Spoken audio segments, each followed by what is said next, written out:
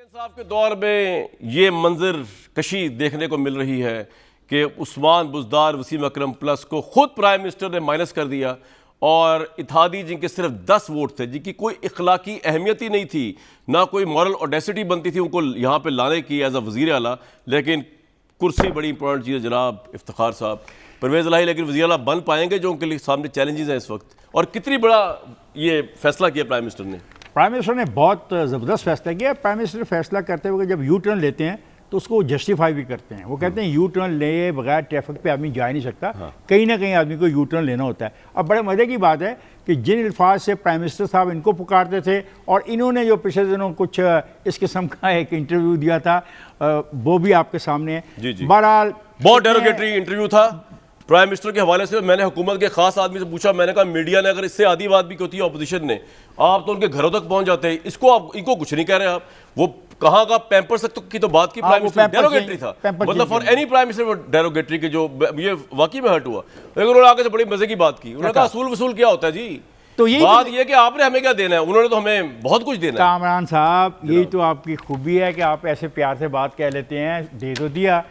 دیکھیں جی، عدم اعتماد کا جو ووٹ ہے it will be a very very close, very close. لیکن کافی جانے سے بھی پہلے ادھر ہوگا تو پھر ادھر ہی آؤ گے نا. Very close. 172 required for the opposition, they might get 173 174، not beyond دس جو یہ گیم اب شروع ہوئی ہے. اور جو ہے پرویز علی صاحب، یہ تو 100% گھر سے ہی میرے خیال پرائم منسٹر کے بعد جب نکلے ہیں تو یہ چیف منسٹر ہیں پنجاب کے. انہوں نے بیٹھے بیٹھے مونس نے کہا ابھی فون اٹھائیں اور اس کو کہیں اپنا بزدار کو استعفیٰ بھیجے. انہوں نے فون اٹھوا کے بات کی، آواز سنائی اور بزدار کو کہا کہ استعفیٰ بھیج دو. مزہ تو ایسا آتا ہے نا پالیٹکس میں اینٹی ڈالنے کا.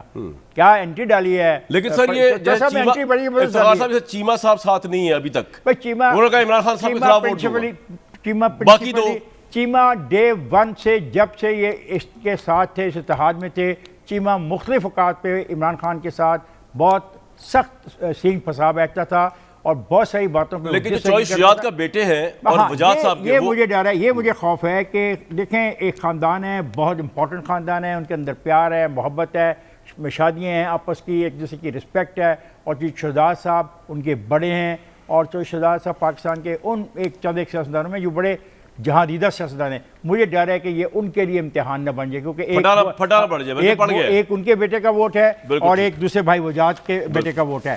تو یہ بہت علی بھائی ابھی مسئلہ بن جائے گا. یہ آج کاف لیگ کا آپ کو ہوا، لیکن آپ کو پتا ہوگا چیمہ صاحب جو ہے وہ انہوں نے کھلے عام کہا ہے کہ میں عمران خان صاحب کے خلاف ہی تحریک عدم اعتماد میں ووٹ دوں گا. تو آپ کو لگتا ہے کہ ابھی آپ کی سیکیورٹی بحال ہو گئی اس سے، یا ابھی اور ورکنگ کرنی ہے، ایم کیو وغیرہ کو ساتھ ملانا پڑے گا؟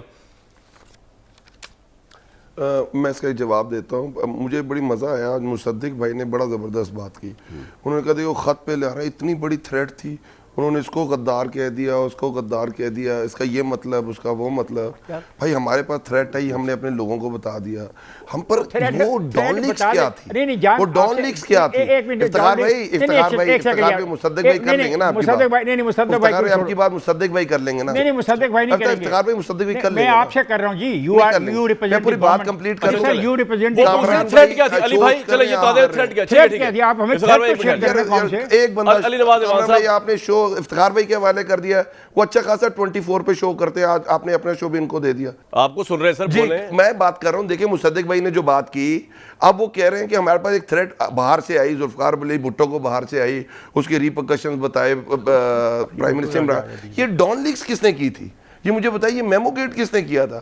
چل میمو پیپلز پارٹی کو چھوڑ دیتے ہیں. جو مصدق بھائی اتنا بڑا ہائی مورل گراؤنڈ پہ بات کر رہے ہیں کہ اس کو آپ نے غدار کہہ دیا، اس کو غدار کہہ دیا. ہم تو کہہ رہے ہیں باہر سے آیا، انہوں نے یہ لکھا ہے. آپ ڈان لیکس کے بارے میں پٹھان کوٹ پہ جو انویسٹیگیشن ہے فوج نہیں ہونے دیتی ہے. آپ کہتے ہیں جو ممبئی اٹیکس ہوئے ہیں ان پہ جو انویسٹیگیشن ہے فوج نہیں ہونے دیتی ہے. ٹھیک ہے علی بھائی، آپ کا پوائنٹ آ گیا. اور نواز شریف جو کارگل ہوتا ہے، نواز شریف جو کارگل ہوتا ہے، کلنٹن کو جا کے یہ کہتا ہے مجھے اپنی میری پاکستان کی فوج سے بچاؤ. تو یار وہ حکومت سے نکلا بھی تو صحیح تھا، پھر آپ بھی ریڈی ہیں اس کام کے لیے. پھر اچھا اس کے بعد جو آپ نے سوال کیا، جو آپ نے سوال کیا، طارق چیمہ صاحب کاف لیگ کے ممبر ہیں، جو کاف لیگ کے ممبر ہیں وہ کاف لیگ جانے اور طارق چیمہ صاحب جانے. یہ ہمارا ان سے کوئی ڈائریکٹ تعلق نہیں ہے. وہ کاف لیگ کے تھے، کاف لیگ نے. سر پوائنٹ آ گیا آپ کا. مصدق ملک صاحب، یہ کلوز فائٹ ہے بہت، اور ابھی بھی مطلب گنجائش ہے, اب تو گنجائش نہیں, پنجاب میں تو رہی نہیں, لیکن کلوز فائٹ ہے. یو ایگریڈ ود می کاف لیگ کے جانے کے بعد؟ جی میں نے آپ کو پہلے بھی نمبرز بتائے ہیں, ہمارے پاس تقریباً 30 کے قریب ڈیفیکشنز ہیں جن کی ہماری کوشش ہے کہ ضرورت نہ پڑے استعمال کرنے کی. جی بالکل 30 کے قریب ڈیفیکشنز ہیں, اور ان میں سے 12-14 چلیں آپ 30 نہ مانیں, 12-15 تو آپ کے سامنے اعلان کر چکے ہیں. چھوڑ دیں آپ 30 کو, آپ 20 بھی نہ مانگیں, آپ 15 بھی نہ مانیں. ہمیں تو جیتنے کے لیے 9 یا 10 ووٹ چاہیے. لیکن مصدق صاحب ایک سوال ہے آپ سے, جو سپریم کورٹ میں ایڈوائزری کے لیے گئی ہے نا, پہلے دیکھیے آج سوال تو دیکھیے آج بڑا مشکل ہو گیا آپ کے پروگرام میں میرے لیے بات کرنا. میں جو بات شروع کرتا ہوں میں مکمل نہیں کر پاتا, لیکن آپ کا پروگرام ہے, آپ کیجئے بات. میں اچھا نہیں, بتائیں ناراض نہ ہو, بتائیں. میں مصدق بھائی آپ کے ساتھ ہوں. نہیں آپ چلیے, کوئی مسئلہ نہیں, میں ناراض ہو کے نہیں کہہ رہا. میں صرف یہ کہہ رہا تھا کہ ایک اور بڑا امپورٹنٹ سوال آیا تھا, تو میں نے کہا پوچھ لوں آپ سے. پرابلم یہ ہے کہ جو ابھی علی نواز ایوان صاحب گئے ہوئے ہیں سپریم کورٹ کے صدارتی ریفرنس, تو وہاں پہ اگر نااہلی کے متعلق کوئی ہلکی سی بھی بات آ گئی تو یہ پھر آپ کے منحرف اراکین فارغ ہو جائیں گے, اس لیے آپ لوگ اتحادیوں پہ ڈیپینڈ کر رہے تھے. یہ سوال ہے سر, پلیز اس کا جواب اگر آپ دے سکیں. جی یہ بات آپ کی بالکل ٹھیک ہے.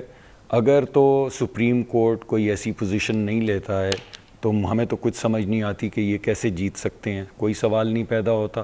جو لوگ اعلان کر چکے ہیں وہ آپ کے سامنے ہیں. آج 4 لوگ اپوزیشن کے, اس کے علاوہ ایک بگٹی صاحب, اس کے علاوہ طارق بشیر چیمہ صاحب, تو آپ گن لیجئے یہ ووٹ. میں ایک اور سوال کوئکلی پوچھ لوں آپ سے, آپ کا جواب آ گیا, یہ آپ سے پوچھ رہا ہوں مصدق بھائی, یہ بتا دیں کہ جو دھرنا ہے JUIF کا, اس میں نون لیگ بھی بیٹھے گی, اور جب تک عدم اعتماد کا فیصلہ نہیں ہو تب تک بیٹھے رہیں گے آپ لوگ وہاں پہ, یا JUIF بیٹھی رہے گی وہاں پہ, یہی پلان ہے؟